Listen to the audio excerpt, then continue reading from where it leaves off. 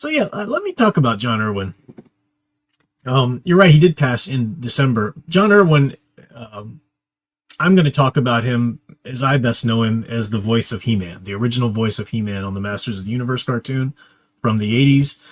He was a television star, did some film stuff. A lot of people, older folks, might know him from Rawhide. He had a part on there with Clint Eastwood back in the day. He also did the voice for Reggie, in the old Archie cartoons. But I knew him as He-Man, and I've got a lot of great things to say about him in that capacity. Now, he was a very private person. He didn't really go to the cons. He didn't really get, a lot of information about himself out there.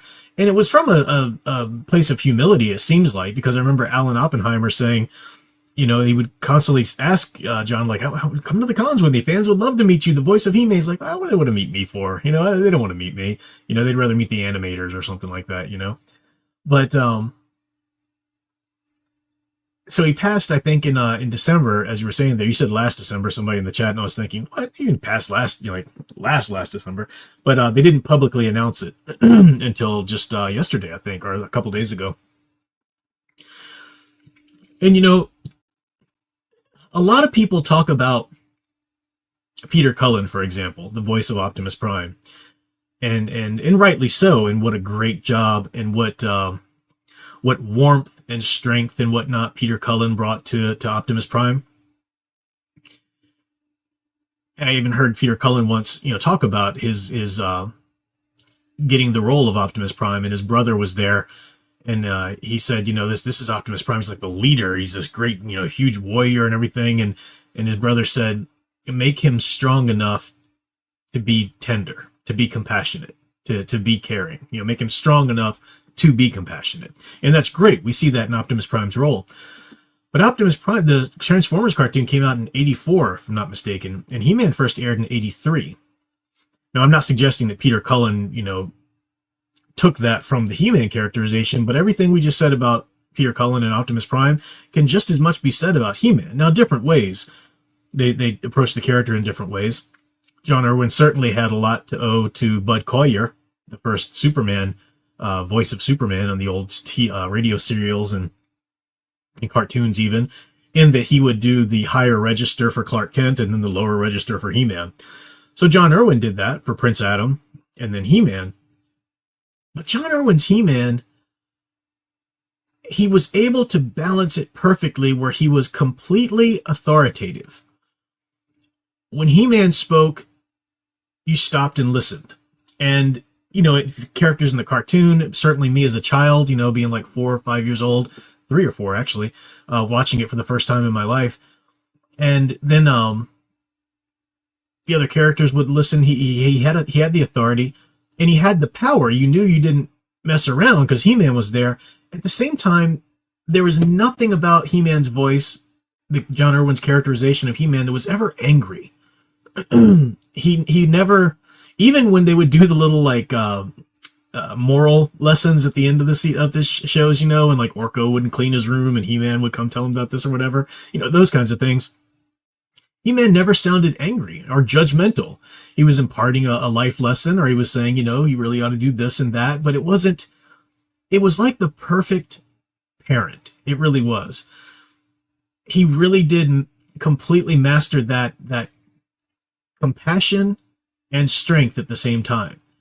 And that's something that in the 80s, a lot of action heroes, the Rambos, the Terminators, all that kind of stuff. And I love those movies. Those are great. I'm not dissing those movies at all.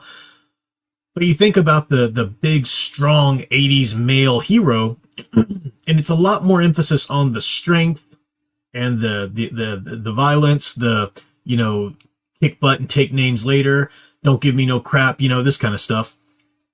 That's all great, right?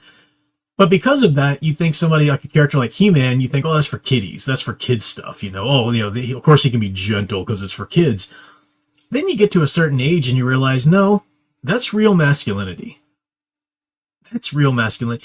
Being so secure in who you are, in your role in life, and the power that you have, that you don't feel the need to throw it in people's faces. that you can just go and speak with. You as Peter Cullen so well put it. You can be strong enough to show compassion, and that's He-Man did that perfectly. Of course, they had effects on his voice. When he was He-Man, they put a little reverb, I think it is, which or some kind of effect. Sound engraver would know, but it was perfect. It was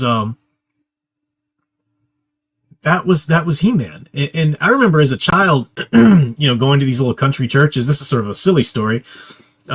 It's totally just silly child reasoning, but I think there's a point to it. Going to little country churches as a child, we'd have pictures of Jesus everywhere, but we never had pictures of God the Father, especially as a kid, not even really wrapping my head around any concept of the Trinity or anything. And I remember thinking, okay, that's what Jesus looks like. Where does, which we think it is, who knows what Jesus really looked like. But as a child, I'd be like, well, what does God the Father look like? What does God look like if that's what Jesus looks like, just as a kid's understanding. And of course, no one really, the little country churches that no one knew anything about, why you wouldn't want to have an image of God the Creator, God the Father. So no one could tell me anything. But I remember in my mind's eye, I just decided on, okay, He-Man. He-Man is what I'll picture for God the Father, as a child, like saying my little kiddie prayers and stuff like that. And I don't think that was a mistake, because it was natural that my child brain would even choose that, because here is somebody who's, in a lot of ways all powerful, but 100% all compassionate too. I mean, he's the perfect father. If you could have a father like He-Man, you'd be, your childhood's set, right?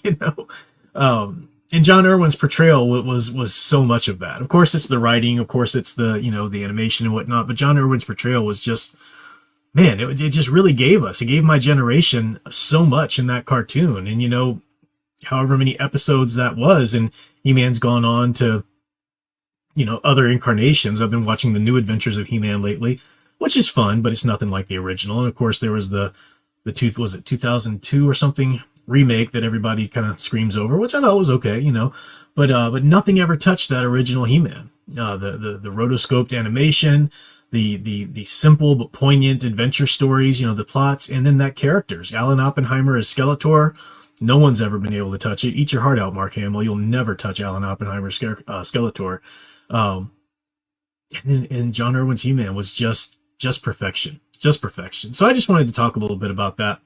And just kind of pay tribute to him. Yeah, Santa Graver says reverb and small delay. Yeah. So I just wanted to pay tribute to a great voice actor who really left his mark on a large generation who grew up loving the character.